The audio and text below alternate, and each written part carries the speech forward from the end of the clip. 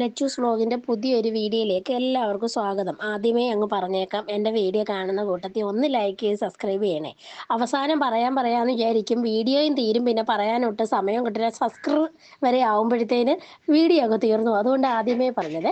അപ്പോൾ മക്കൾക്ക് ഇന്ന് രാവിലെ ലഞ്ച് ബോക്സ് ഒന്ന് കാണാം. മോന് പൊതിയാണ് ഞാൻ കൊടുത്തു വിടുന്നത്, മോക്ക് പാത്രത്തിലുമാണ് കൊടുത്തു വിടുന്നത് കേട്ടോ. മോൻ ഇച്ചിരി ദൂരെ ആയതുകൊണ്ട്, മോൻ ഒറ്റക്കല്ലേ പഠിക്കുന്നത്, മോക്കാവുമ്പോൾ ഇവിടെ അടുത്താണ്.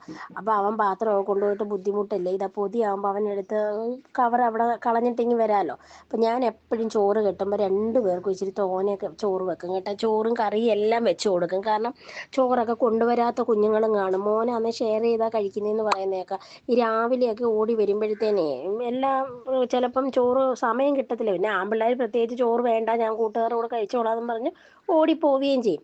അവൾ പക്ഷേ എന്തെന്ന് പറഞ്ഞാൽ അവൾ ചോറ് അവൾക്ക് ഞാൻ കറിയെല്ലാം കൂടുതൽ വെക്കും കേട്ടോ. അവൾക്ക് അടുത്ത ഒരു കൂട്ടുകാരിയുണ്ട്, മെർലിൻ, അവിടെ ജീവനാട്ടോ. അപ്പോൾ അവക്കൂടെ അതിനൂടെ ചേർത്ത് ഞാൻ എപ്പോഴും എന്ത് വെച്ചാലും ഞാൻ പറയും ആ കുഞ്ഞിനൂടെ കൊടുക്കണേന്ന് പറഞ്ഞ് കൊടുത്തു വിടും. അപ്പോൾ ചൂട് ചോറ്, കാത്തോരൻ, ചൂര വറുത്തത്, മീൻകറി. മോൻ ഈ വേറെ കറികളൊന്നും വേണ്ട, ഇത്രയും കറി മാത്രം മതിട്ട്. അവന് ചമ്മന്തി ഇഷ്ടവുമല്ല, ഈ കല്ലിൽ അരയ്ക്കുന്നതേ. മോക്ക് അതിൻ്റെയൊക്കെ ആളാണ് മോള്.